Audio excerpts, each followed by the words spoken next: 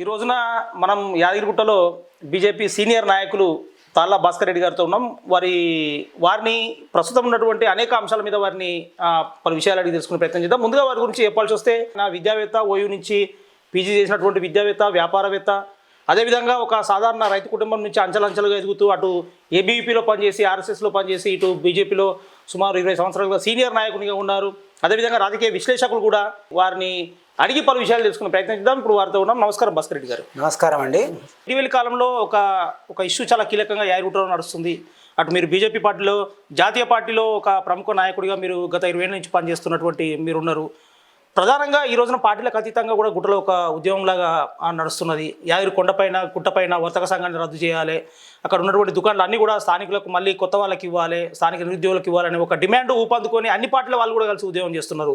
ఇందులో మీరు కూడా అనేక సందర్భాల్లో కొన్ని కామెంట్లు చేసినట్టు తెలుస్తుంది. అసలు మీ అభిప్రాయం ఏంటి ఈ ఇష్యూ మీద, అంటే ఏం చెప్తారు? యాక్చువల్గా గుట్టపైన గతంలో మనం ఒక 70-80 సంవత్సరాల కింద తీసుకుంటే కూడా కొన్ని షాపులు మాత్రమే ఉండేవి పైన. ఆ షాపులు కూడా ఎట్లా ఉండేదంటే రోడ్ల మీద అక్కడ ఇక్కడ, అంటే అప్పుడు ఇంత డెవలప్మెంట్ లేదు కాబట్టి వాళ్ళు కొబ్బరికాయలు కానీ, పువ్వులు కానీ, కుంకుమ, పసుపు అలాంటివి వేటివి అమ్ముకునేది. దాదాపు మెట్ల మార్గంలో వెళ్ళేది, అప్పుడు ఇంత అభివృద్ధి చెందలేదు. అయితే వీళ్ళంతా ఇక్కడ వీధిలో అమ్ముకుంటారు కాబట్టి వీళ్ళకు ఒక స్థలాన్ని కేటాయించి కొంచెం కిరాయి తీసుకొని దేవస్థానం కొన్ని షాపులు అప్పచెప్పడం జరిగింది. అవి కొన్ని షాపుల వరకే పరిమితం ఉండేది. అయితే కాలక్రమంలో ఏం జరిగిందంటే ఈ షాపులు అనేవి ఏదైతే దేవస్థానం అభివృద్ధి చెందుతుందో కాలక్రమంలో, అలాగే ప్రభుత్వాలు మారుతున్నా కొద్ది, గతంలో చూసుకుంటే తెలుగుదేశం ప్రభుత్వం ఉంది, అప్పటి నుంచి కూడా కొన్ని షాపులు రావడం జరిగింది. అలాగే కాంగ్రెస్ ప్రభుత్వంలో కూడా కొన్ని షాపులు రావడం జరిగింది. తర్వాత మళ్ళీ వచ్చేసి టీఆర్ఎస్ ప్రభుత్వంలో కూడా కొన్ని షాపులు జరిగినది. ఈ షాపులు అనేది కొన్ని పైరవుల ద్వారా కూడా రావడం జరిగింది, అలాగే కొన్ని కోర్టులకు వెళ్ళి తెచ్చుకోవడం జరిగింది, అలాగే ఎండోమెంట్ కమిషనర్ నుంచి కూడా కొన్ని షాపులు ఇలా తెచ్చుకోవడం జరిగింది. అది ఇప్పుడు ఆ కొద్దిగా ఉన్నటువంటి షాపులు కూడా ఈరోజు 113 షాపుల వరకు అనేటివి రావడం జరిగింది. ఈ 113 షాపులు ఉన్నప్పుడు ఏదైతే టీఆర్ఎస్ ప్రభుత్వం 2014లో అధికారంలోకి వచ్చిన తర్వాత ఈ యాదగిరిగుట్ట డెవలప్మెంట్ అనేది తీసుకోవడం జరిగింది. తీసుకోవడంలో యాదగిరిగుట్ట దేవస్థానం డెవలప్మెంట్లో 2016 నుంచి 2022 వరకు రెనోవేషన్, యాదగిరిగుట్ట టెంపుల్ రెనోవేషన్ అంటే పునరుద్ధరణ కార్యక్రమాన్ని చేపట్టింది. అయితే ఈ కార్యక్రమంలో భాగంగా గుట్టపైన స్థలం అనేది చాలా తక్కువగా ఉంది. ఇప్పుడు ఏదైతే ఉందో ఇప్పుడు మాడవీధులు లేవు, అలాగే షాపులన్నీ దగ్గరగా ఉండేవి. అయితే భక్తులకు ఇబ్బంది అవుతుండే, ఊరేగింపులు, ఉత్సవాలు, బ్రహ్మోత్సవాలు, ఇంకా అలాగే ప్రత్యేక పూజలు చేయడానికి స్థలం సరిపోక ఏం చేసిందంటే ఈ షాపులన్నీ కూడా పైన నుంచి రద్దు చేయడం, మొత్తం షాపులు తీసేయాలి, అలాగే కొండ కింద ఇవ్వాలి, వసతి గృహాలు కూడా మొత్తం తీసేయాలని చెప్పేసి తీసేయడం జరిగినది. అయితే ఈ ఉన్నటువంటి షాపుల వల్ల ఏంటంటే వాళ్ళు జీవనోపాధి కోల్పోతున్నామని చెప్పేసి టీఆర్ఎస్ ప్రభుత్వానికి విన్నవించుకోవడం తర్వాత వాళ్ళు ఇన్ని షాపులు అయితే అసలు ఉద్దేశమే అది, పైన ప్లేస్ లేదు కాబట్టి ఇన్ని షాపులు ఇవ్వలేము కాబట్టి కొండ కింద ఆల్రెడీ పుష్కని ప్రాంతంలో నిర్మాణం చేసారు, అక్కడనే వెళ్ళాలన్నారు. వెళ్ళాలని కూడా వీళ్ళు కొన్ని ఉద్యమాలు చేసి నిరాదీక్షలు చేసి వాళ్ళ జీవనాలు కోల్పోతుందని చెప్పేసి ప్రభుత్వాన్ని నిర్ణయించుకున్న తర్వాత వాళ్ళు ఒక 10 షాపులు మాత్రమే ఇవ్వడం జరిగింది. 10 షాపులు ఇస్తే మరి ఇప్పుడు ఉన్నది 113 మంది కుటుంబాలు కదా, 10 షాపులు ఎట్లా నడుపుకోవాలి? మేము 10 షాపులు అని అంటే సరే ఇప్పుడు ప్రైస్ అయితే లేదు, మీకు 10 షాపులు ఇస్తున్నాం. ఆ 10 షాపుల మీద వీళ్ళంతా ఏం చేసిరంటే ఈ వర్తకులంతా కలిసి ఒక సంఘంగా ఏర్పడారు. వర్తక సంఘంగా ఏర్పడి వచ్చిన 10 షాపుల మీద వచ్చినటువంటి ఆదాయాన్ని మాత్రం అందరూ సమానంగా తీసుకొని వచ్చిన లాభాలు కానీ నష్టాలు కానీ వాళ్ళు భరించడం జరుగుతున్నది. ఈ విధంగా ఈ షాపులు రావడం జరిగింది. అయితే ఇటీవల కాలంలో కొంతమంది వ్యక్తులు, అంటే కొంతమంది స్థానికులు, యువకులు, అలాగే కొంతమంది రాజకీయ నాయకులు కూడా ఉన్నారు.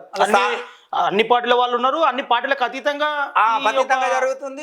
వీళ్ళందరూ కలిసి ఏం చేస్తున్నారంటే ఈ కొండపైన ఉన్నటువంటి షాపులు అసలు వీరికి ఎక్కడి నుండి వచ్చినాయి, ఎప్పుడు వీళ్ళే ఉంటారా, అసలు వీళ్ళకు ఎటువంటి అధికారం ఉంది, ఇవి రద్దు చేయాలి.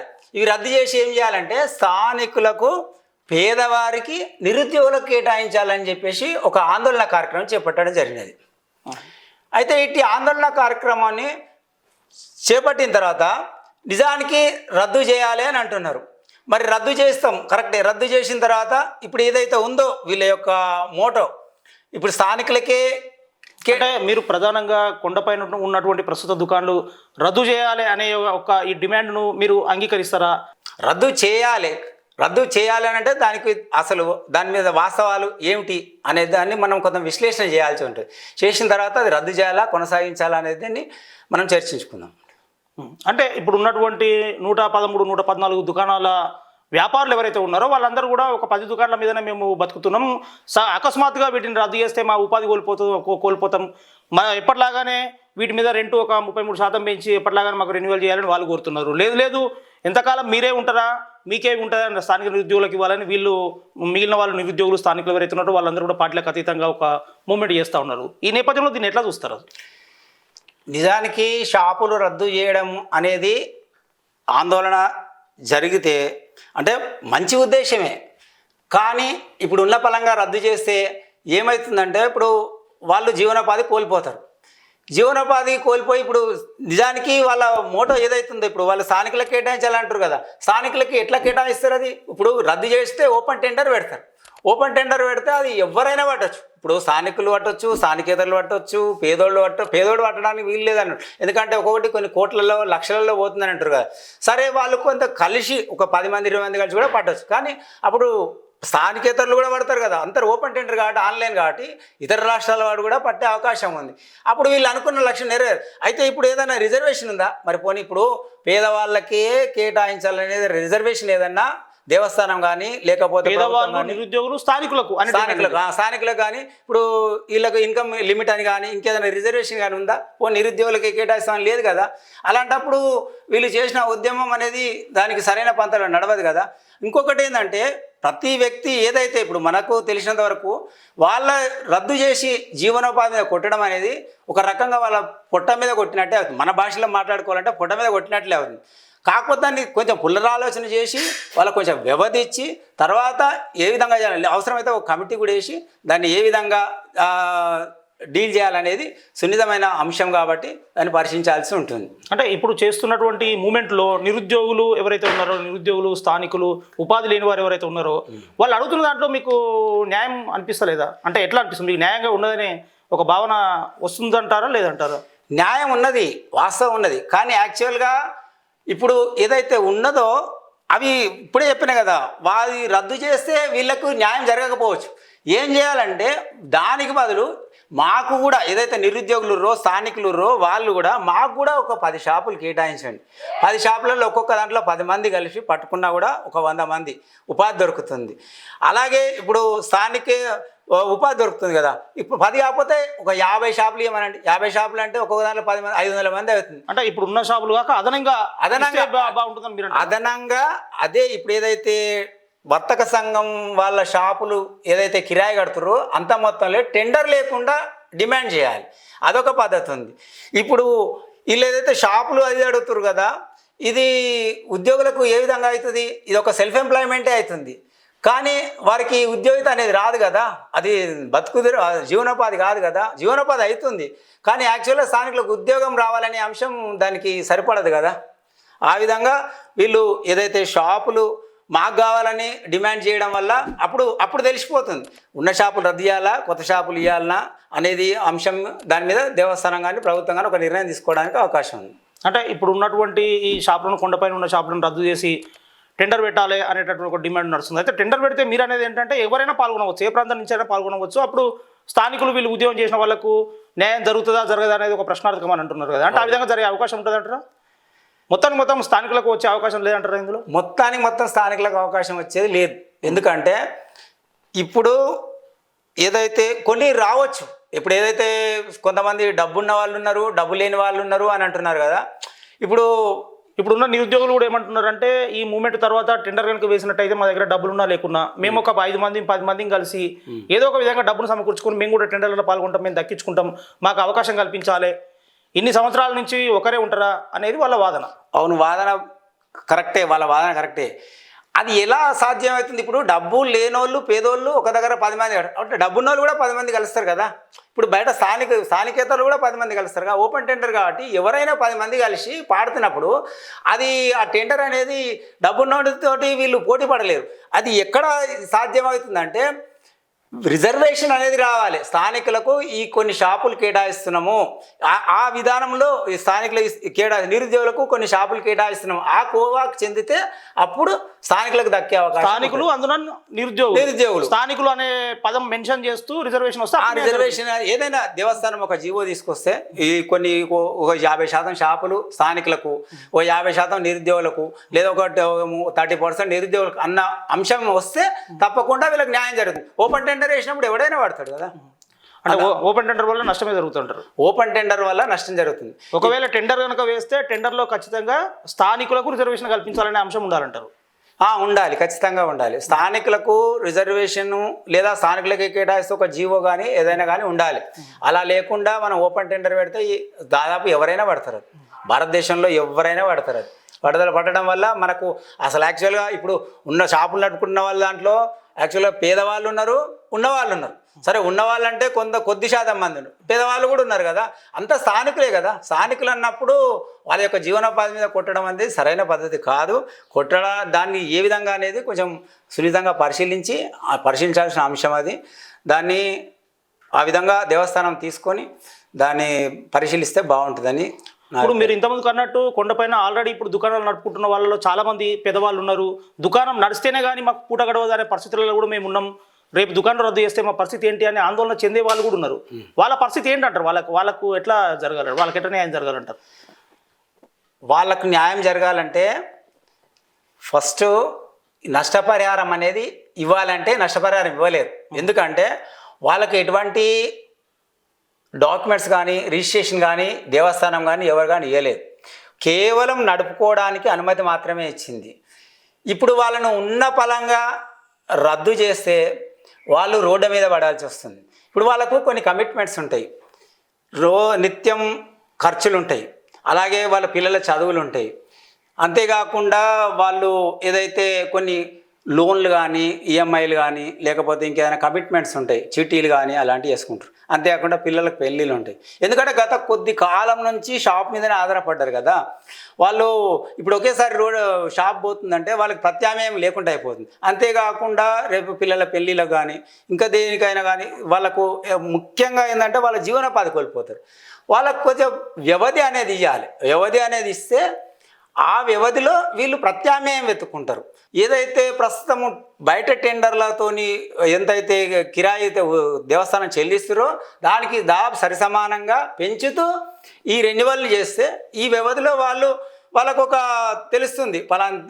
కొంత సమయం తర్వాత టెండర్ రద్దు చేసి టెండర్ పెడతారు కాబట్టి, షాపులు రద్దు చేసి టెండర్ పెడతారు కాబట్టి ప్రత్యామ్నాయం ఉద్యోగం కానీ వ్యాపారం కానీ వెతుక్కునే అవకాశం ఉందండి నా యొక్క అభిప్రాయం. భాస్కర్ రెడ్డి గారు, మీరు చాలా సీనియర్ నాయకులు. ఇంతమందుకు మీరు అన్నట్టుగా ఒకవేళ ఇప్పుడు ఉన్నటువంటి దుకాణాలకు టెండర్ పెట్టినా లేకుంటే ఇంకేమైనా టెండర్లు నిర్వహించినా ఇక్కడ ఉన్నటువంటి స్థానిక నిరుద్యోగులు స్థానికులకే ఉపాధి అవకాశాలు కావాలి అనేటటువంటి ఒక పోరాటాన్ని చేస్తున్నారు. అయితే టెండర్ పెడితే మీరు అన్నట్టుగా అనేక ప్రాంతాల నుంచి అనేక మంది అనేక రకాలుగా పాల్గొనే అవకాశం ఉంటుంది. అప్పుడు స్థానికులకు రాకపోవచ్చు కూడా ఆ టెండర్లలో. మరి ఈ విషయాన్ని స్థానికులకే రిజర్వేషన్ ప్రకటిస్తే బాగుంటుందనే ఒక అభిప్రాయాన్ని మీరు ఇంతకుముందు చెప్పారు. ఇటువంటి అంశాన్ని మీరు ఒక సీనియర్ నాయకులుగా ఎప్పుడైనా మీరు దేవస్థానం అధికారుల దృష్టికి, ప్రభుత్వం దృష్టికి తీసుకెళ్లే ప్రయత్నం ఎప్పుడైనా చేశారా? చేశామండి. గతంలో శ్రీదేవి కాలంలో శ్రీదేవి ఏదైతే సర్పంచ్ ఉన్నప్పుడు గ్రామ పంచాయతీ సంబంధించిన షాపులు ముందర వేలం వేస్తామని చెప్పేసి అన్నారు. అయితే మేము యువకులందరం వెళ్ళి అవును సార్ వేలం వేస్తారు మేడం, మరి మాకు ఏదైతే ఉందో పేదోళ్ళకి కేటాయించాలి, ఇక్కడ స్థానికులకే కేటాయించాలి, మీరు ఎవరెవరికో ఇస్తున్నారు అనే అంశం మీద పోరాటం జరిగినది. అలాగే దేవస్థానం వరకైతే దృష్టికి అయితే ఈ మధ్యలో అయితే మేము తీసుకెళ్ళింది అయితే లేదు, అలాంటి విషయం అయితే తీసుకెళ్ళలేదు. కాకపోతే స్థానికులకు తగ్గాలంటే అదే అంశం ఆ విధంగానైతే చేస్తే మాత్రమే స్థానికులకు ఏదైతే షాపులు కేటాయించబడడం జరుగుతుంది. కానీ ఉట్టిగా రద్దు చేసి వేలం పెడితే మాత్రం దాంట్లో ఉపయోగం ఏముంది? ఎవరైనా పట్టవచ్చు కదా ఓపెన్ టెండర్లో. అప్పుడు మనం అనుకున్న ఫలం దొక్క స్థానికులకు కానీ పేదోళ్ళకు కానీ లేకపోతే నిరుద్యోగులకు కానీ అనేది అంశం అనేది నెరవేరదు కదా. రాను రాను ఈ మూమెంట్ అనేది చాలా బలంగా వస్తున్నది. ముఖ్యంగా స్థానిక నిరుద్యోగులకు కావాలి. అదేవిధంగా దేవస్థానము పునర్నిర్మాణంలో భాగంగా భూములు కోల్పోయిన వాళ్ళు ఉన్నారు. అనేక మంది మాకు కూడా నిర్ణయం జరిగింది. ఇల్లు కోల్పోయిన వాళ్ళం ఉన్నాము, దుకాణాలు కోల్పోయిన వాళ్ళం ఉన్నాము. అందరికీ కూడా న్యాయం జరగాలంటే దేవస్థానంలో ఉద్యోగాలు కల్పించాలి, తర్వాత వ్యాపారాల పరంగా దుకాణాల పరంగా మాకు ఉపాధి కల్పించాలనేటటువంటి ఒక డిమాండ్ చాలా బలంగా వినిపిస్తుంది. ఇటువంటి విషయంలో మీరు సెంట్రల్ పార్టీలో మీరు సీనియర్ నాయకులుగా ఉన్నారు, మీరు అనేక రకాల రాజకీయ విశ్లేషకులుగా కూడా ఉన్నారు. ఈ విషయాన్ని మీరు మీ పార్టీ పెద్దల ద్వారా రాష్ట్ర ప్రభుత్వం దృష్టికి తీసుకెళ్లే ప్రయత్నం, దేవస్థానం ఉన్నతాధికారుల దృష్టికి తీసుకెళ్లే ప్రయత్నం చేయొచ్చు కదా. ఈ ఉన్నతాధికారుల దృష్టికి కూడా మేము తీసుకెళ్ళడం జరిగింది. గతంలో కూడా ఇలాంటి ఇష్యూలు అనేది ఇంతవరకు ఇంత పెద్ద మొత్తంలో జరగలేదు. అయితే జరిగినప్పుడు అయితే పార్టీ పెద్దల్ని కూడా దాదాపు ప్రధానమంత్రి గారు కూడా యాదగిరిగుట్టకు ఒకసారి ఇన్వైట్ చేయడం జరిగినది. నేను కూడా ట్విట్టర్లో 2-3 సార్లు ఇన్వైట్ చేయడం జరిగినది. అంతేకాకుండా మనం చేస్తే రాకుండా ఏదైతే అధికారం ఉందో, అది ఏదైతే రాష్ట్ర నాయకత్వం ఉందో వాళ్ళు విజిట్ చేసినప్పుడు తప్పకుండా ప్రధానమంత్రి గారు కానీ లేకపోతే పార్టీ కానీ తీసుకొని తప్పకుండా ఏదైతే డెవలప్మెంటు యాదగిరిగుట్ట డెవలప్మెంట్ గతంలో మా ప్రభుత్వం లేదు కదా, మా ప్రభుత్వం లేకున్నా సరే మనం సెంట్రల్ నుంచి కొన్ని ఫండ్స్ తెచ్చైనా సరే అభివృద్ధి చేయడానికి ప్రయత్నం చేస్తారు. అలాగే అధికారంలోకి వస్తే మాత్రం తప్పకుండా యాదాద్రిని ఒక తిరుపతి లాగా అభివృద్ధి చేయడానికి మాత్రం ఎటువంటిగా వెనకాడం. ముఖ్యంగా స్థానికులకు, నిరుద్యోగులకు ఉద్యోగాలు కల్పించాలి యాదాద్రి దేవస్థానంలో కానీ ఇంకా ఇతర రంగాల్లో కానీ అని వస్తుంది. అసలు ఉద్యోగాలు కల్పించాలంటే ఏ విధంగా పోతే బాగుంటుందంటారు? ఈ విధంగా ఇప్పుడు ప్రస్తుతం ఉన్నటువంటి పరిస్థితులలో ఉద్యోగాలు ఏ విధంగా ఫీల్ అవుతున్నాయని మీరు భావిస్తున్నారు? యాదగిరిగుట్టలో యాక్చువల్గా ఉద్యోగ భర్తీ అనేది లేదు. ఓన్లీ చూస్తున్నాం గత కొద్ది కాలం కాదు, 100 సంవత్సరాల నుంచి అయినా గతంలో నుంచి కూడా కేవలం ఉద్యోగాల భర్తీ అనేది వారసత్వంగా కొనసాగుతుంది. ఈ వారసత్వం అనేది ఎట్లా ఉంది అంటే, ఒక సర్వీస్లో ఎప్పుడైనా సరే ఒక కుటుంబంలో ఎవరైనా చనిపోతే, అది ఉద్యోగంలో ఉన్న అతను చనిపోతే ఆ కుటుంబ సభ్యులకు ఇవ్వడం జరుగుతుంది, ఎవరో ఒకరికి ఇవ్వడం జరుగుతుంది. అలా కాకుండా అయితే కొన్ని శాఖలలో మామూలుగా విధి నిర్వహణలో చనిపోతే వాళ్ళకు ఉద్యోగాలు ఇస్తాయని కొన్ని శాఖల్లో ఉంది. అలా కాకుండా వీళ్ళకి అయితే ఈవెన్ సర్వీస్లో ఉన్నప్పుడు ఎప్పుడు చనిపోయినా కూడా ఇవ్వడం జరుగుతుంది. ఇలా అయితే ఏమవుతుందంటే, ఇప్పుడు స్థానికంగా ఇంతవరకు నోటిఫికేషన్ ద్వారా ఉద్యోగ భర్తీ అనేది యాదగిరిగుట్టలో జరగలేదు. ఇప్పుడు చదువుకున్నంత చాలామంది డిగ్రీలు చేసిన వాళ్ళు, చాలామంది పీజీలు చేసిన వాళ్ళు కూడా యాదగిరిగుట్టలో ఉన్నారు, చదువుకున్న ఉద్యోగంతో ఉన్నారు. వారు అరగద్దాగా ఉద్యోగాలు కూడా గుట్టపైన ఉన్నాయి. వాళ్ళు ఏదో బతుకు తెరువు కోసం సిటీలకు కానీ దగ్గరలో ఉన్న నగరాలకు కానీ పోయి పని చేసుకోవడం జరుగుతుంది. మీరు కూడా ఉన్నత చదువుకున్నారు? అవును. ఇలాంటి వారు చాలామంది ఉన్నారు. సరే, వీళ్ళందరికీ ఏంటంటే గుట్ట పైన ఈ విధానాన్ని రద్దు చేసి నోటిఫికేషన్ చేసి ఉద్యోగ భర్తీ అనేది రావాలి. వస్తే ఏమవుతుందంటే ఇప్పుడు స్థానికులకు ఉద్యోగాలు దొరుకుతాయి. అది ఇంకోటి ఏంటంటే, ఈ స్థానికంగా కూడా రిజర్వేషన్ కల్పిస్తూ స్థానికులకే 50 నుంచి 80% వరకు రిజర్వేషన్ కల్పిస్తూ నోటిఫికేషన్ వేస్తే భర్తీ ద్వారా అర్హత గల వారికి, చదువుకున్నటువంటి వారికి ఉద్యోగాలు వస్తాయి. మెరిట్ ద్వారా ఎవరైతే వస్తారో వాళ్ళకు ఉద్యోగాలు కల్పన చేస్తే ఈరోజు పాలనలో దక్షత అనేది వస్తుంది, పారదర్శకత పెరుగుతుంది. ఒక నిజాయితీగా పనిచేయడానికి, చదువుకున్న వ్యక్తి నిజాయితీగా పనిచేయడానికి ఆస్కారం ఉన్నది. ఈరోజు పరిపాలనలో ఎవరిని దాదాపు మనకు అలాగే కాకుండా మహిళలు అనేవారు లేరు, 1-2-3 తప్ప అంతకంటే ఎక్కువ లేరు. మహిళలకు కూడా అవకాశం కల్పించాలి. వాళ్ళకి కనీసం అడ్మినిస్ట్రేషన్ ఆఫీస్లో గుడి పరిసర ప్రాంతాల్లో కల్పించకుండా అడ్మినిస్ట్రేషన్ ఆఫీస్లో అక్కడ ఇంకా మిగతా కింద కొండ కింద చుట్టుపక్కల ఏదైతే దేవస్థానం సంబంధించినటువంటి ఆఫీసులని అక్కడ పని చేసుకోవడానికి కూడా అవకాశం కల్పించాలని కోరుకుంటున్నాను. అంటే ఇప్పుడు మీరు అన్నారు వారసత్వంగా ఉద్యోగాలు ఇవ్వడం వల్ల కొంత అన్యాయం జరుగుతుంది, ప్రతిభ కలిగిన వారికి, చదువుకున్న వారికి అన్యాయం జరుగుతుందని మీరు అంటున్నారు. అంటే ఒక ఉద్యోగి పనిచేస్తున్న సమయంలో అకస్మాత్తుగా చనిపోతే వాళ్ళ కుటుంబం వీధిన పడుతుంది అనేటటువంటి ఒక మానవీయ కోణంలో ఆలోచించి ఇవి భర్తీ చేస్తారు అనుకోవచ్చు కదా. ఇప్పుడు వృత్తిరీత్యా ఉద్యోగంలో పనిచేస్తున్నప్పుడు చనిపోతే ఇవ్వచ్చు, కానీ అది సర్వీస్లో ఉండగా ఎక్కడ చనిపోయినా సరే, అది ఏ విధంగా మరణం సంభవించినా కూడా కొన్ని పైరవీలు చేసి తర్వాత వాళ్ళని చేసి వాళ్ళ కుటుంబం నుంచి ఎవరినో ఒకరిని, అది మహిళ కావచ్చు లేకపోతే ఇంకెవరైనా తన బంధువులు కావచ్చు, ఎవరో తన కుటుంబం నుంచి ఎవరో ఒకరిని భర్తీ చేయడం జరుగుతున్నది. ఇది అనేది జీవో అనేది ఉండొచ్చు, జీవో ఉంది, కానీ ఈ జీవో రద్దు చేసి ఓపెన్గా ఎగ్జామ్ పెట్టేసి, అంటే పరీక్షలు పెట్టి, పోటీ పరీక్షలు పెట్టి ఉద్యోగస్తులను ఎంపిక చేయడం ద్వారా మనకు పారదర్శకత అనేది వస్తుంది అనేది పారదర్శకత వస్తుంది. బాగా నిపుణులైన ఉద్యోగులు ఒకవేళ నిజంగా వృత్తిలో చనిపోతే వాళ్ళకు ఇవ్వడం అనేది న్యాయమైన అంశమే. అది న్యాయమైన అంశం. దాదాపుగా అయితే ఎక్కువ శాతం అయితే నోటిఫికేషన్ ఇస్తూ అర్హత గల వారిని తీసుకోవాలి. ముఖ్యంగా స్థానికులకు ఎక్కువ అవకాశం ఇవ్వాలనేది మీరు కోరుతున్నారు. ఇవ్వాలి, అంతే కదండి. స్థానికంగా ఇంత పెద్ద దేవాలయం ఉండి కూడా స్థానికులు అనేది ఈరోజు తక్కువ శాతంలో కూడా లేరు, తక్కువ శాతంలో ఉన్నారు. వాళ్ళకి కల్పిస్తే ఇప్పుడు చదువుకున్న వారంతా బయటకు పోయి పని చేసిన దానికంటే ఇక్కడ ఉండే పని చేసుకోవడం వల్ల వాళ్ళ ఖర్చులు ఆదా అవుతాయి, జీవనోపాధి కలుగుతుంది. కాబట్టి వాళ్ళు ఇక్కడ పని చేసుకోవడం ఆస్కారంగా ఉంటుంది. ప్రధానంగా ఇదే చర్చ జరుగుతుంది. ఏంటంటే యాదగిరిగుట్ట అంటే చాలా పెద్ద పుణ్యక్షేత్రం, పేరు మాత్రం చాలా పెద్ద ఎత్తున ఉన్నది. కానీ ఇక్కడ ఉన్న వాళ్ళకి మాత్రం ఎలాంటి ఉపాధి లేదు, ఎలాంటి ఉపాధి అవకాశాలు లేవు. ఇక్కడ ఉన్న వాళ్ళు మాత్రం ఒక కుగ్రామంలో ఉంటే ఎటువంటి దుర్భర పరిస్థితులను ఎదుర్కొంటారు, అటువంటి పరిస్థితులు ఎదుర్కొంటున్నారు అనేటటువంటి ఒక చర్చ అయితే జరుగుతున్నది. ఇక్కడ స్థానికంగా ఉన్న వాళ్ళకు ఇటు ఉద్యోగాల పరంగా, ఇటు స్వయం ఉపాధి అవకాశాల పరంగా కల్పించాలి అంటే ప్రధానంగా ఇంత పెద్ద దేవస్థానం ఏ విధంగా ముందుకెళ్తే బాగుంటుందని మీరు భావిస్తున్నారు? యాదగిరిగుట్ట దేవాలయము అనేది దినదినాభివృద్ధి చెందుతుంది. కానీ దానిలో ఇంకా ఏదైతే కేసీఆర్ ప్రభుత్వం తర్వాత అంటే టీఆర్ఎస్ ప్రభుత్వంలో ఈ పునరుద్ధరణ కార్యక్రమంలో డెవలప్మెంట్ అనేది జరిగింది. అది ఎంతవరకు జరిగింది? ఒక టెంపుల్ వరకే జరిగింది. ఇంకా డెవలప్ చేయాల్సింది చాలా ఉంది.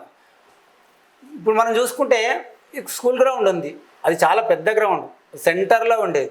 దాన్ని దేవస్థానానికి ఇచ్చేసింది. కానీ ఇంతవరకు అక్కడ ఎటువంటి కట్టడాలు కానీ ఏది కానీ, అలాగే యోగానంద నిలయం ఉంది, దాన్ని డిమాలిష్ చేసి కూడా చాలా సంవత్సరాలు అవుతుంది. కానీ ఇంతవరకు దాన్ని ఎటువంటి కట్టడాలు, షాపింగ్ మాల్ కట్టవచ్చు, ఇంకా అనేక రకాలమైన వసతి గృహాలు కట్టవచ్చు, ఇంకేదైనా అమ్యూజ్మెంట్ పార్కులు ఏవైనా కట్టవచ్చు. విలువైన స్థలాలు వృధా అవుతుంది. అంతేకాకుండా ఈరోజు చూసుకుంటే మనము ఈ కళ్యాణ మండపం అనేది ఈరోజు లేదు. యాక్చువల్గా గుట్ట పైన బయట ప్రాకారాలలో వేస్తుంది, వేద పాఠశాల లేదు. అయితే ఈ రెండు అంశాలు ఈ మధ్యలో సీఎం గారు వచ్చేసి వాటిని శంకుస్థాపన చేయడం జరిగింది. దాన్ని త్వరలో పూర్తి చేయాలని కోరుకుందాం. దాంతోపాటు ఇంకా చుట్టుపక్కల ప్రదేశాలు కూడా మనం అభివృద్ధి చేయాలి.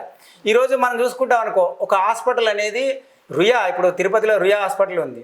ఈరోజు మొన్న యాక్సిడెంట్ అయితే కూడా ఇక్కడ లేకుండా మనం ఏదో ఏరియా హాస్పిటల్ ఇక్కడ తీసుకెళ్ళాలి. అలాంటి పెద్ద ఒక హాస్పిటల్ అనేది కట్టాల్సిన అవసరం ఉన్నది.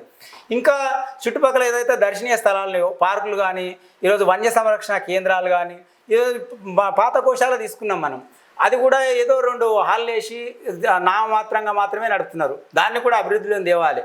ఇంకా చుట్టుపక్కల ప్రదేశాలు డెవలప్ చేయాలి, పార్కులు ఏర్పాటు చేయాలి. ఈరోజు చూసుకుంటే మనం అన్నదానం అనే ప్రతీదీ కూడా మనము కొంచెం లాభదాయంతో కాకుండా అది 24 గంటల ఒక సేవా కార్యక్రమంగా చేస్తే బాగుంటుంది. అంతేకాకుండా ఈరోజు మనం టెంపుల్ సిటీ ఉంది, టెంపుల్ సిటీ డెవలప్ అయిపోయి కూడా ఇప్పుడు దాంట్లో ఇన్ఫ్రాస్ట్రక్చర్ అనేది డెవలప్ అయింది. రోడ్లు అయినాయి, అన్ని పార్కులు అయినాయి, అన్నీ అయినాయి. కానీ కొంతమంది కొన్ని కోట్ల విరాళాలు ఇచ్చారు, కానీ ఇప్పటివరకు కూడా అభివృద్ధికి నోచుకోలేదు. అలాగే ఇప్పుడు టెంపుల్ సిటీ నుంచి కూడా మన గుట్టపైకి ఒక రోపే కాదు, యాక్చువల్గా ఒక కేబుల్ బ్రిడ్జ్ ఏర్పాటు చేయాలి. అలాగే ఇప్పుడు చూసుకుంటే ఒక పాతగుట్ట ఉంది, పాతగుట్టను ఇంతవరకు అభివృద్ధికి నోచుకోలేదు, అక్కడ కూడా అభివృద్ధి చేయడం జరగాలి. అలాగే ఈరోజు మనకు చెరువులు ఉన్నాయి, బోటింగ్ అనేది రాగిరిలో ఏదో నామాత్రంగా ఉంది, పైగా అది మన రెవెన్యూ పరిధిలోకి రాదు, పైగా ట్రాఫిక్ ఆంక్షలు ఉంటాయి. కాబట్టి అది ఇంకా మనకు నల్ల చెరువు ఉంది, నల్ల చెరువు అక్కడ ఒక తోపుగాని చెరువు ఉంది, దాన్ని కూడా పూర్తి స్థాయిలో డెవలప్ చేసి బోటింగ్ అనేది టీఎస్ టూరిజానికి అప్పచెప్పాలి. ఈ విధంగా చేస్తే ఇంకా గుట్టపైన చాలా అంశాలు ఉన్నాయి. ఏ విధంగా భర్తీ అనేది చెప్పినాం కదా మనం, ఆ విధంగా ఇలాంటి అంశాలు అనేవి చేస్తే తప్పకుండా భక్తులు అనేది తాకిడి పెరుగుతుంది. దీంతో స్థానిక వ్యాపారం పెరుగుతుంది, పైగా ఈ గుట్టపైన కూడా వ్యాపారాలు బాగుంటాయి. అంతేకాకుండా దేవునికి ఒక ఆదాయం అనేది రెట్టింపు అవుతుంది, ముఖ్యంగా ఉద్యోగిత అనేది పెరుగుతుంది. ఈ అన్ని ప్రదేశాలలో మనం ఏదైతే ఇప్పుడు ఉద్యోగాలను తీసుకున్నాం అనుకో, వీళ్ళందరినీ కూడా వాళ్ళని అందులో పనిచేయడానికి అవకాశం కల్పించినట్టు అవుతుంది. ఇప్పుడు భాస్కర్ రెడ్డి గారు, ప్రధానంగా యాదగిరిగుట్ట దేవస్థానం అనేక సందర్భాలలో నష్టాల పాలవుతుంది, దేవస్థానానికి నష్టం వస్తుంది అనేటటువంటి ఒక చర్చ కూడా జరుగుతుంది. అసలు దేవస్థానానికి ఎక్కడెక్కడ నష్టం వస్తుంది, నష్టం రాకుండా ఎటువంటి చర్యలు తీసుకుంటే బాగుంటుందని మీరు భావిస్తున్నారు? అయితే ఈరోజు వర్తక సంఘంగా వాళ్ళు నామమాత్రంగా ఏదైతే కిరాయి చెల్లిస్తున్నారో కొంతనే టెండర్లు కనుక ఇవి వర్తక సంఘానికి చెందినటువంటి షాపులు రద్దు చేసి టెండర్లు పెడితే కోట్ల ఆదాయం వస్తుందనేది ఈరోజు ఒక వాదన. నిజానికి ఆదాయం అనేది ఇప్పుడు టెండర్ వేలం అనేది వివిధ అంశాల మీద ఆధారపడి ఉంటుంది. ఇప్పుడు ఒక టెండరు ఒక షాప్ మీద ఏ విధంగా పోతుంది వేలం అంటే దాని కొన్ని ఇప్పుడు దాని యొక్క వాల్యూమ్ అది దాని యొక్క పరిమాణం ఎంత పెద్ద మొత్తంలో ఉంది, ఏ విధంగా ఉంది అనేది మీద ఆధారపడి ఉంటుంది. అంతేగాక అది షాప్ ఎక్కడైతే కేటాయిస్తున్నారో ఆ షాప్ కేటాయించే ఏరియాని బట్టి కూడా ఆ షాప్ టెండర్ అనేది ఉంటుంది. ఇప్పుడు అది కింద లేదా ఏదో మారుమూల జనాలు లేని దగ్గర, డిమాండ్ లేని దగ్గర అంటే తక్కువగా, అదే ఒక టెంపుల్ ప్రమిసెస్ దగ్గరలో ఉంటే దానికి ఇంకా ఎక్కువగా పోవడం. అంటే వ్యాపారం ఎక్కువ జరుగుతుంది కాబట్టి దానికి ఎక్కువ పోవడానికి. ఇంకొక విషయం ఏమైనా చేయాలంటే పెట్టుబడి అనేది కూడా దీని మీద కొంచెం ఉంటుంది. పెట్టుబడి ఇప్పుడు షాప్ మీద ఏదైతే అమ్మాలనుకోడో దాని మీద పెట్టుబడి ఎంత అవుతుంది, నిర్వహణ ఖర్చు, జీతాలు, కరెంటు బిల్లు, మిగతా దాని ఖర్చులు పోను దాని మీద కూడా ఆధారపడి. ఇంకా అన్నిటికంటే ముఖ్యమైన అంశం ఏంటంటే ఈరోజు డిమాండ్ ప్రత్యేకంగా ఒక షాప్కు ఆదాయం ఎక్కువగా ఉందనుకో, ఇప్పుడు షాప్కు ఆదాయం ఎక్కువగా ఉంటే ఆ షాప్ కొంచెం ఎక్కువ పడాలి. కానీ అన్ని షాపులు కోట్లలో టెండర్ పోతుంది అనేది అది మాత్రం అది తప్పు అంశము. అదేవిధంగా ఈరోజు చూస్తున్నాం మనం సత్యనారాయణ వ్రతం కథను చూసినాం. అలాగే కొన్ని టెండర్లు ఈ మధ్యలో ఏదైతే కోట్లు పోయిందో అది తగ్గించి పాడడం జరుగుతుంది. అంతేకాకుండా ఈ మధ్యలో డిఫాల్టర్గా కూడా పట్టి కూడా వదిలేసినటువంటి అంశాలు కూడా మనం ఈరోజు యారోట పైన చూస్తున్నాం. కొన్ని టెండర్లు చాలా అత్యధిక కోట్ చేసి ఎక్కువగా ఏదో లాభాలు వస్తున్నాయి చేస్తున్నాయి అని చెప్పేసి దానికి తెలిసో తెలియకుండా పట్టి తర్వాత బిజినెస్ తర్వాత దాన్ని నడిపించలేక దాన్ని ఏం చేసారంటే దాన్ని వదిలేసి డిఫాల్టర్గా కూడా మనం మారడం జరుగుతుంది. ఈ విధంగా మనం చూస్తున్నాం ఈరోజు. అంతేకాకుండా ఇంతకుముందు చెప్పినట్టుగా ఏదైతే కొండ అభివృద్ధి, యాదగిరిగుట్ట దేవస్థానం అభివృద్ధి జరిగితే తప్పకుండా వ్యాపారం అనేది జరుగుతుంది, ఉద్యోగిత అనేది జరుగుతుంది. అంటే దీనివల్ల దేవస్థానానికి మరింత ఆదాయం సమకూరుతుంది, నష్టం ఉండదు అనేటటువంటిది ఉంటుంది. అలాగే కాకుండా ఇప్పుడు ఏదైతే ఈ 10 షాపులు అన్నారో 10 షాపులు ఉన్నదాన్ని కూడా కొంచెం 30 నుంచి 50% అనేది కొంచెం కూడా ఇంక్రీజ్ చేస్తే కూడా ఈ విధంగా దేవస్థానానికి ఆదాయం పెరిగినట్టుగా ఉంటుంది. అలాగే వాళ్ళకి షాపులు కూడా కేటాయిస్తున్నట్టుగా ఉంటుంది అనేది నా యొక్క ఉద్దేశం. అంటే ముఖ్యంగా ఎటువంటి అభివృద్ధిని చేస్తే బాగుంటుంది, అటు భక్తులకు కానీ ఇటు స్థానికులకు కానీ వ్యాపారులకు కానీ మేలు జరుగుతుంది అని మీరు భావిస్తున్నారు? ఎటువంటి అభివృద్ధి కార్యక్రమాలు చేపడితే బాగుంటుంది అంటున్నారు? ఇంతకుముందు మనం చర్చించుకున్నాం కదా, ఏది కొండ యొక్క ఆలయాన్ని ఏ విధంగా అభివృద్ధి తీయాలో. ఇప్పుడు భర్తీ మనం ఉన్న ఉద్యోగిత విషయంలో కానీ ఇప్పుడు పాతగుట్ట కానీ ఇవన్నీ ఇంతకుముందు చర్చించుకున్నాం కదా. ఆ విషయాలన్నీ కూడా మనం ఏదైతే ఆలయాన్ని అభివృద్ధి చేస్తే ఆటోమేటిక్గా వ్యాపారం పెరుగుతుంది, ఉద్యోగిత పెరుగుతుంది. ఎక్కువ వసతి గదులు కూడా పెంచాలి. వసతి గదులు లేకపోవడం వల్ల వచ్చిన భక్తులు ఎవరైతే ఉంటారో ఇట్లా రావడం, స్వామివారిని దర్శనం చేసుకొని తిరుగుముఖం పట్టడం వల్ల కూడా స్థానికంగా 2-3 రోజులు ఉండకపోవడం వల్ల కూడా ఇక్కడ వ్యాపారం జరుగుతుంది. అదే చుట్టుపక్కల ప్రదేశాలు కూడా దర్శనీయ స్థలాలు. ఇప్పుడు మనం అమ్యూజ్మెంట్ పార్కులు అన్నాము, వన్యమృగ సంరక్షణ కేంద్రాలు అన్నాం, ఈ విధంగా బోటింగ్ అన్నాం. ఇలాంటి ఇప్పుడు ఏదైతే ఉందో మనం ఇప్పుడు కేబుల్ బ్రిడ్జ్ అన్నాం, ఇప్పుడు టెంపుల్ సిటీ అన్నాం, పాతగుట్ట అన్నాం. ఇలా డెవలప్ చేస్తే ఏమవుతుందంటే ఇప్పుడు ఈ వసతి గృహాలు ఏర్పాటు చేసాం అనుకో, ఇక్కడ స్థానికులు ఇక్కడ ఉంటారు, అవన్నీ చూసుకొని ఒక ఆధ్యాత్మిక అనుభూతిని పొంది దర్శనీయ స్థలాలని దర్శించుకొని ఉండడం వల్ల ఇక్కడ ఆటోమేటిక్గా భక్తుల తాకిడి పెరుగుతుంది. దాని ద్వారా ఆదాయం వస్తుంది, వ్యాపారస్తులు కూడా లాభాలు వస్తున్నాయి. ఇవన్నీ లేకపోవడం వల్ల కేవలం స్వామివారి దర్శనం కేవలం ఇట్లా వస్తున్నారు. అది మనకు సిటీ దగ్గర ఉండడం వల్ల ఇట్లా రావడం జరుగుతుంది, ఇట్లా పోవడం జరుగుతుండడం వల్ల ఈరోజు అనేకమైన వ్యాపారాలు కూడా దెబ్బతిన్నాయి. ఈరోజు మనం ఆ రోజు గతంలో షాపులు రోడ్డుకి ఇరువైపులా ఉండేది. బ్రిడ్జ్ చేసిన తర్వాత అసలు ఇక్కడ అక్కడ ఆగడం అనేది లేదు. భక్తులు రావడము పోవడం ఒక రోజులనే. ఈరోజు మార్నింగ్ 8-9 గంటల వరకు భక్తులు ఉండరు. 9 నుంచి, అది కూడా సెలవు దినాలలో మాత్రం ఫుల్ ఉంటారు. సాయంత్రం 6-7 అయ్యేసరికి మళ్ళీ ఖాళీ అయిపోతుంది. అలా కాకుండా ఇక్కడ స్థానికంగా వసతి గృహాలు ఏర్పాటు చేస్తే ఇక్కడ ఉండడానికి, పైగా వాళ్ళు ఇక్కడ అన్ని దర్శించుకొని ఏదైతే ఉంటారో ఇక్కడ వాళ్ళు దాని ద్వారా వ్యాపారం అనేది ఏదైనా జరుగుతుంది. ఇటు వ్యాపారులకు మేలు చేకూరుతుంది, అటు దేవస్థానానికి ఆదాయం పెరుగుతుంది. మీరు చెప్తూ బ్రిడ్జి అన్నారు. బ్రిడ్జి వల్ల యాదగిరిగుట్టను 2 భాగాలుగా విభజించినట్టుగా అయిపోయింది. అక్కడ మెయిన్ రోడ్లో ఉన్నటువంటి దుకాణదారులకు కానీ వ్యాపారులకు కానీ తీవ్రమైన నష్టం జరిగింది. వాళ్ళు దుకాణాలు కోల్పోయారు, ఉపాధి కోల్పోయారు అనేటటువంటి ఒక పరిస్థితి తలెత్తింది. దీన్ని మీరు కూడా మీ పార్టీ తరఫున కూడా స్థానికంగా అనేక మార్లు ఆందోళన చేయడం జరిగింది. బ్రిడ్జిని కూడా తీసేస్తే మళ్ళీ తిరిగి బాగుంటుంది అనేటటువంటి ఒక అభిప్రాయాన్ని కూడా వెలిబుచ్చారు. ఇది ఎట్లా అయితే బాగుంటుందని మీరు భావిస్తున్నారు? బ్రిడ్జి అనేది యాక్చువల్గా తీసేయడం అనేది అది ఒక రింగ్ రోడ్ అనేది, గుట్ట చుట్టూ రింగ్ రోడ్ అనేది ఒక స్థాయికి అంటే పైకి లేపి దాన్ని చేయడం జరిగింది. కాబట్టి దానికి అనుసంధానంగా దానికి సమాంతరంగా బ్రిడ్జ్ చేయడం జరిగింది. బ్రిడ్జి తీసేస్తే బాగుంటుంది, కానీ తీసేయకుండా కూడా ఏమైందంటే ఈ రోడ్డు మనకు ఏదైతే సర్వీస్ రోడ్లు ఉన్నాయో అవి క్లియర్గా చేస్తే, సర్వీస్ రోడ్లు అనేటివి కూడా కల్పిస్తే ఈరోజు మనకు షాపులలో కానీ వెళ్ళడం కానీ రావడం కానీ ఏదైతే భక్తుల ఏదైతే ట్రాఫిక్ ఆంక్షలు లేకుండా ఉండడం కానీ జరుగుతుంది. సాధ్యమైనంత వరకు బ్రిడ్జి తీసేస్తేనే బాగుంటుంది. ఈరోజు కొండపైన ఇప్పుడు ఏదైతే ఆందోళన చేస్తున్నారో వర్తక సంఘాన్ని చెప్పేటువంటి సభ్యులు, వాళ్ళు ప్రధానంగా అభియోగం చేసినటువంటి అంశం ఏంటంటే షాపులు అనేవి కొంతమంది అమ్ముకున్నారు, అసలు వాళ్ళు లేనే లేరు, అలాగే లీజుకి ఇస్తున్నారనే అంశం మీద ఆందోళన చేయడం జరుగుతుంది. అసలు అమ్ముకోవడానికి వాళ్ళకేం రైట్స్ ఉన్నాయండి? యాక్చువల్గా దేవస్థానం కానీ ప్రభుత్వం కానీ ఎవరికేం రిజిస్టర్ చేయలే. ఒక అమ్ముకోవాలంటే చట్టబద్ధమైన హక్కులు ఉండాలి. అవి షాపులకు హక్కులకు ఏం లేవు. వాళ్ళకి కేవలం జీవో ద్వారా మాత్రమే వాళ్ళకి అమ్ముకోవడానికి దానికి సంబంధించినటువంటి ఆ కిరాయి మొత్తాన్ని దేవస్థానం చెల్లించడం జరుగుతున్నది. ఇది ఏదైతే అమ్ముకున్నారనే ఏదో కొన్ని షాపులు అమ్ముకోవడం అనేది జరిగిందంటే అది అమ్ముకోలేదు. యాక్చువల్గా ఏం జరిగిందంటే వాళ్ళ నిర్వహణ బాధ్యత ఎక్కువైపోయింది. అంటే నిర్వహణ చేయలేక వాళ్ళకి సంబంధించిన కుటుంబ సభ్యులు సరే దూర ప్రాంతాలకు వెళ్ళడం కానీ, లేకపోతే వారసులు లేకపోవడం కానీ, వృద్ధులైన సందర్భంలో కానీ, లేకపోతే ఆ షాప్ మీద ఖర్చులు ఎక్కువైపోయి దాన్ని నడపలేక స్థితిలో ఏం చేసిరంటే తన బంధువులకు కానీ ఇరుగు పొరుగు వారికి కానీ ఆ నిర్వహణ బాధ్యత వాళ్ళకి అప్పయ్యడం జరిగింది. దానికి సంబంధించి ఇన్నేళ్ళ నుంచి నేను షాప్ మెయింటైన్ చేస్తున్నా కాబట్టి నాకు కొన్ని కొంచెం గుడ్విల్గా తీసుకొని వారికి అప్పయ్యడం జరిగినది. ఇది ఏది ఉన్నా కూడా కంప్లీట్గా దేవస్థానానికి సంబంధించిన అటువంటి వారికే పూర్తి అధికారం ఉంటుంది. దేవస్థానము ఏదైతే టెండర్ ఇస్తుందో, టెండర్ ఇచ్చినప్పుడు ఖచ్చితంగా టెండర్ షెడ్యూల్లో అన్ని అంశాలు ఉంటాయి.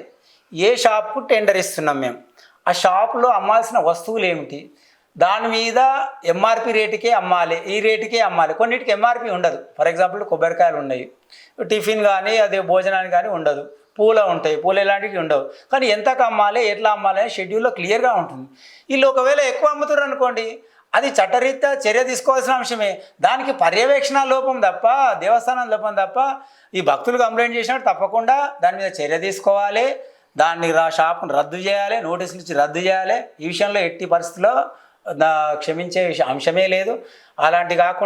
అలాగే కాకుండా భక్తులు ఎంతో ఆహ్లాదకరంగా ఈరోజు గుట్టకు దైవదర్శనం చేసుకోవడానికి, తన కోరికలు ఈడేర్చుకోవడానికి వస్తుంటారు.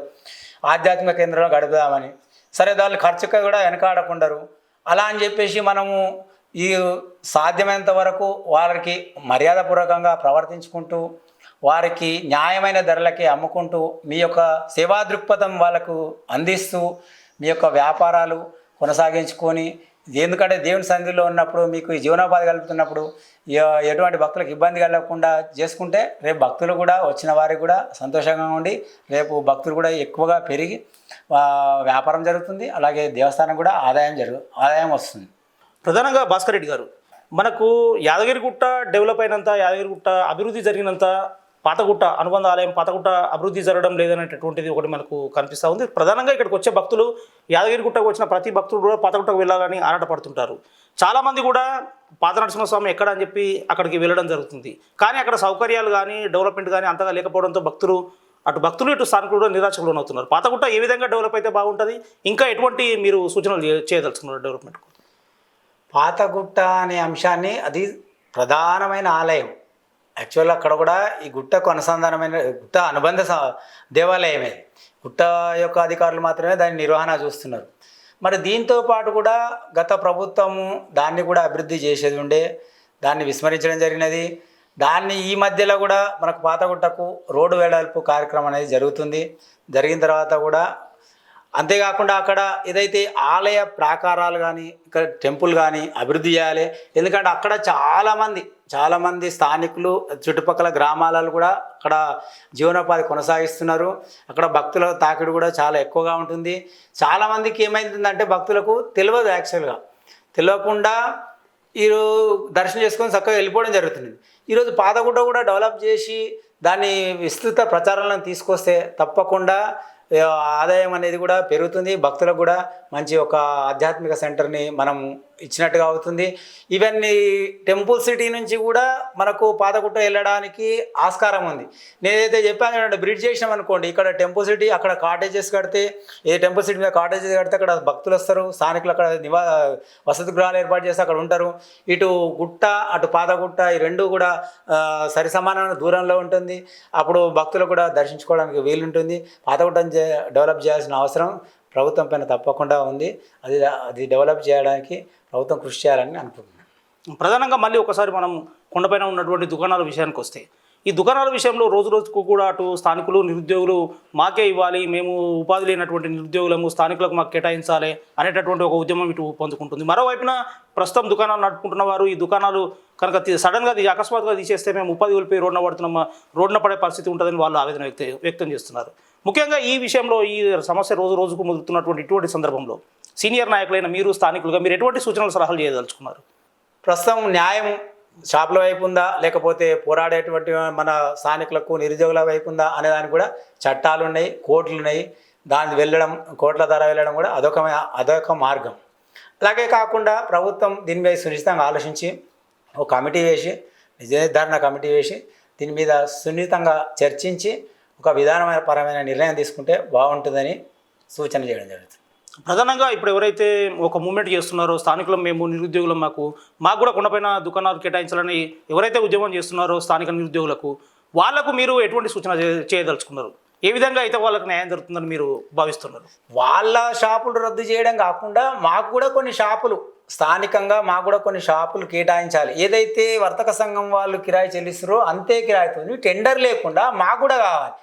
అలాగే ఇప్పుడు మన ఏదైతే భర్తీ విధానం, ఉద్యోగ విధానం మీద అనుకున్నామో, ఇప్పుడు ఆలయ అభివృద్ధిలో భాగంగా అక్కడ స్థానికులకే 50 నుంచి 90% ఏదైతే 50 నుంచి 80-90% వరకు రిజర్వేషన్ కల్పిస్తే స్థానికులకే అర్హత గల వారికి ఉద్యోగం వస్తుంది. అలాగే ఇప్పుడు షాపులో చేస్తే కూడా ఏదైతే ఉందో మనం పేదోళ్ళు, వాళ్ళ సాధ్యమంత వరకు పేదవాళ్ళు మరియు అలాగే నిరుద్యోగులు ఒక 10 మందిగా గ్రూపులుగా చేసుకొని టెండర్లు వాడుకొని ఆ విధంగా జీవనోపాధి అంటే ప్రత్యామ్నాయ మార్గంగా జీవనోపాధి పొందే విధంగా ఉంటుంది. అలా చేస్తే బాగుంటుంది. కానీ దాన్ని ఏ విధంగా రాయాలంటే ఒక చట్టపరమైన హక్కు కల్పించాలి. అదే రిజర్వేషన్ కానీ లేకపోతే ఈ స్థానికులకే కేవలం స్థానిక నిరుద్యోగులకే లేదా స్థానికులకే షాపులు పట్టడానికి అర్హత గలదు. ఈ వారికి మాత్రమే స్థానికత నిరూపించుకోవడానికి మన సంబంధిత అధికారుల నుంచి పత్రాలు తీసుకురావడం కానీ ఏదో ఒక అర్హత నిర్ణయించి తగిన డాక్యుమెంట్స్ ప్రొడ్యూస్ చేసి పాడుకునే అవకాశం కల్పిస్తే తప్పకుండా స్థానికులకే ఇది దక్కే అవకాశం ఉంటుంది. ఇది ఈ రోజున తాళ్ళ భాస్కర్ రెడ్డి గారు మనతో చెప్తున్నటువంటి విషయం. స్థానికంగా ఎవరైతే నిరుద్యోగులు ఉన్నారో వాళ్ళకు కూడా న్యాయం జరిగే విధంగా ప్రభుత్వము ఇటు దేవాదాయ శాఖ వారు కృషి చేయాలి. దాంతోపాటుగా ఇటు గత కొంతకాలంగా కేవలం షాపుల మీదనే ఆధారపడి జీవనం కొనసాగిస్తున్న వారికి కూడా న్యాయం జరిగే విధంగా ఇరు వర్గాలకు న్యాయం జరిగే విధంగా ఇటు అధికారులు అటు దేవాదాయ శాఖ వారు చర్యలు తీసుకోవాలని, బ్యాలెన్స్డ్గా ఉంటూ ఈ సమస్యకు ఒక ముగింపు పలకాలని సీనియర్ నాయకులు, రాజకీయ విశ్లేషకులు, విద్యావేత్త అయినటువంటి తాళ్ళ భాస్కర్ రెడ్డి గారు భావిస్తున్నారు. ఇది ఈ రోజు ఉన్నటువంటి అంశం. మళ్ళీ మరొక అతిథితో మళ్ళీ కలుద్దాం. అప్పటి వరకు సెలవు. నమస్కారం. Like and subscribe.